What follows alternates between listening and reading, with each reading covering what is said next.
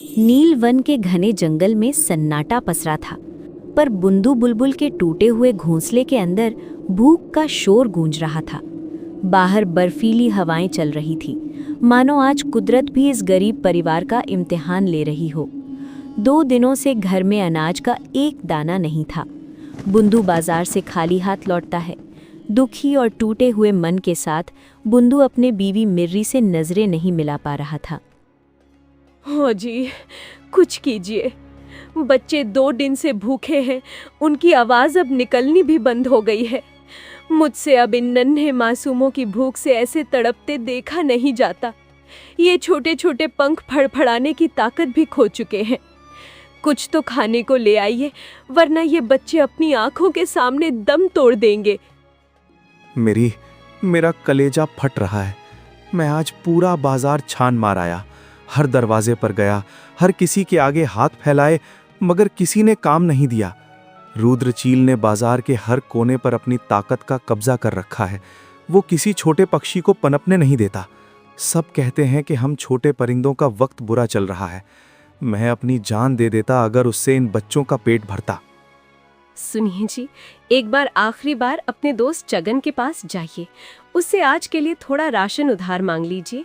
मुझे मालूम है आप पहले ही बहुत कर्ज ले चुके हैं, दोबारा मांगने की हिम्मत नहीं होती, पर बच्चों के लिए अपनी खुददारी को एक बार और झुकना पड़ेगा। आखिर चगन आपका भाई जैसा है, वो हमें इस हाल में नहीं छोड़ेगा। मैं पहले ही उससे बहुत कर्ज ले चुका हूँ। जब भी उसके सामने जाता हूँ मेरी नजरें झुक जाती हैं।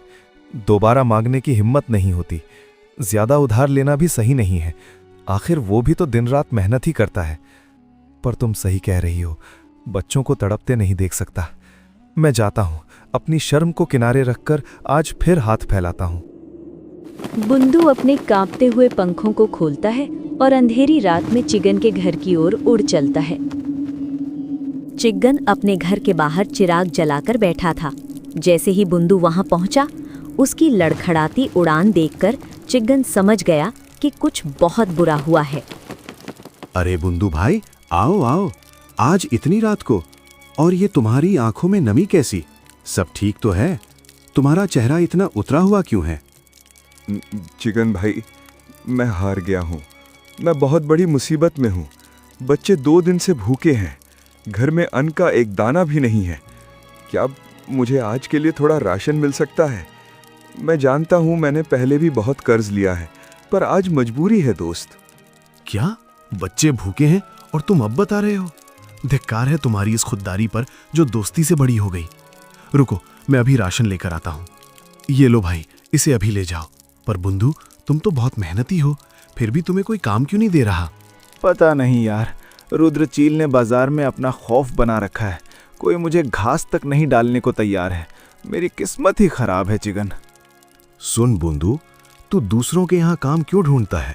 जब कोई काम नहीं दे रहा तो तू अपना बिजनेस क्यों नहीं शुरू कर लेता? तेरे गोभी आलू के गर्मा गर्म पकौड़े और पराठे तो बेमिसाल हैं। इससे तेरा काम भी चलेगा और मुनाफा भी होगा। तू किसी की गुलामी क्यों करना चाहता है? हाँ यार, सोचा तो मैंने भी था, पर बिजनेस के लिए पैसे कहाँ से लाऊंगा? मेरे पास 1 रुपया तक नहीं है। चूल्हा, तेल, बेसन, सामान कैसे खरीदूंगा? अरे यार, इसकी टेंशन मत लो, मैं तुम्हें पैसे दे रहा हूँ। ये मेरी बरसों की जमा पूंजी है।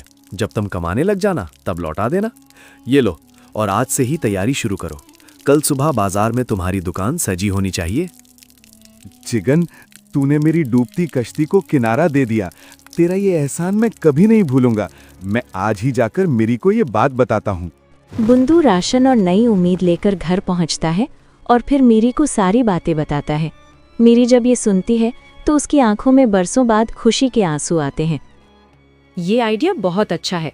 आप कल से गर्मा गर्म गोभी और आलू के पराठे और पकौड़े बेचना, मैं घर पर सब तैयारी कर दूंगी। फिर वो दोनों सो जाते हैं। अगले दिन बूंदू अपनी छोटी सी दुकान सजाता है, गोभी और आलू के परांठों की। क्रैक, देख जरा इस भिखारी को, 2 पराठे बेचकर अमीर बनने चला है। 2 दिन में इसकी दुकान बंद हो जाएगी और ये फिर भीख मांगता नजर आएगा।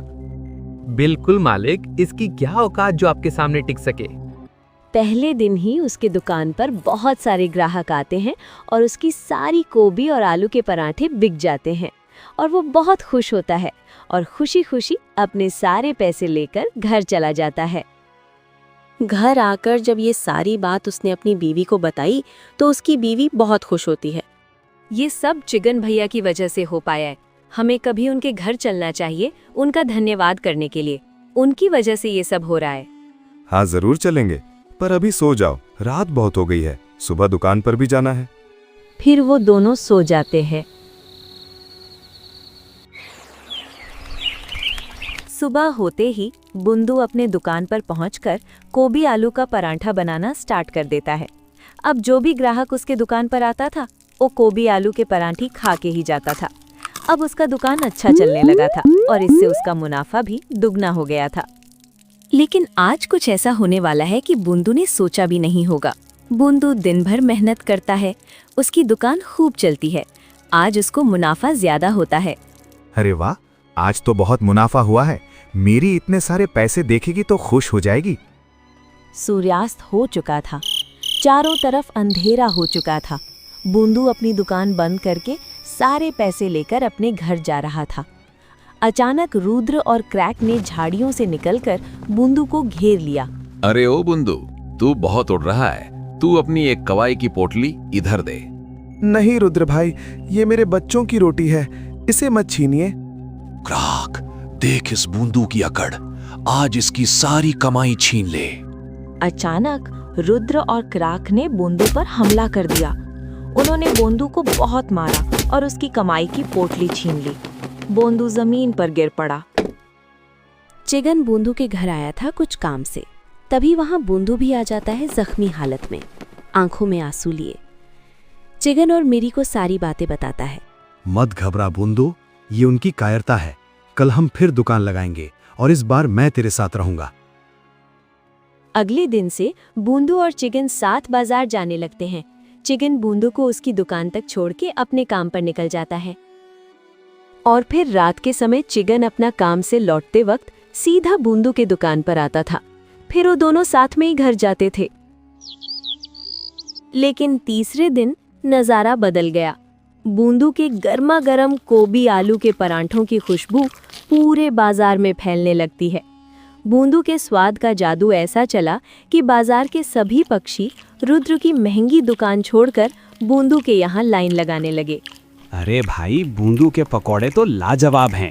रुद्र की दुकान पर तो सिर्फ दिखावा और ऊंची कीमतें हैं। मेरी दुकान खाली और उस मामूली बूंदों की यहाँ भीड़।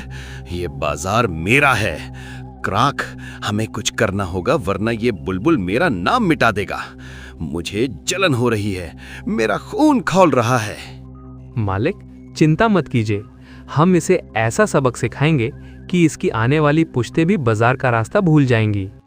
शाम को बूंदू और चिकन रोज साथ घर जाते थे, पर उस दिन चिकन बूंदू की दुकान पर आया और कुछ अलग बात कही।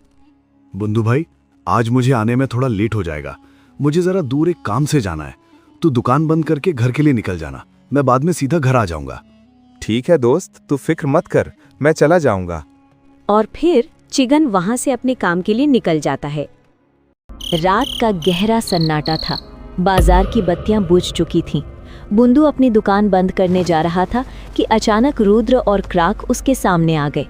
रुद्र के चेहरे पर एक बनावटी और जहरीली मुस्कान थी। अरे बुंदू भाई, बड़े मशहूर हो रहे हो, जरा हमें भी तो अपने पकौड़े खिलाओ। देखें तो सही में क्या जादू है जो सब आपकी दुकान पर खींचे चले आते हैं। अरे रुद्र भाई, आप बैठिए बैठिए, ये तो मेरा सौभाग्य है। मैं अभी चूल्हा जलाकर आपके लिए गरम गरम पकौड़े बनाता हूँ। बुंदू जैसे ही पकौड़े गर्म करने के लिए चूल्हे की ओर मुड़ा, पीछे ही क्राक खड़ा था। जाओ मत, बुंदू खतरे से बाहर है। इसे बिल्कुल वक्त पर ले आए, वरना जहर और खून की कमी इसकी जान ले लेती। चिकन बुंदू को लेकर जंगल के सबसे बड़े वैद्य वायु के पास समय पर पहुंच जाता है, जिसके कारण बुंदू की जान बच जाती है। तब तक वहां पे सभी पहुंच जाते हैं और बुंदू को सही सलामत देखकर खुश हो जाते हैं। चिकन भैया, आपने जो हमारे ऊपर एहसान किया है, हम उसे कभी नहीं भूलेंगे। अरे भाभी जी, आप कैसी बातें कर रही हैं? बुंदू मेरा दोस्त है और ये सब मैंने अपने दोस्त के लिए किया है। अगर बुरा वक्त में दोस्त काम नहीं आएगा तो फिर कौन आएगा? और दोस्ती में एहसान की बात नहीं होता है। नील वन में बुराई का अंत हो चुका था। बुंदू ठीक होकर वापस अपनी दुकान पर पहुंचा। अब वहां कोई रुद्र नहीं था, सिर्फ बुंदू की मेहनत और सच्चाई थी। उसका परिवार अब हमेशा के लिए खुशहाल था। मॉरल ऑफ द स्टोरी: मेहनत ऊपर उठाती है, जलन खुद को मिटा देती है।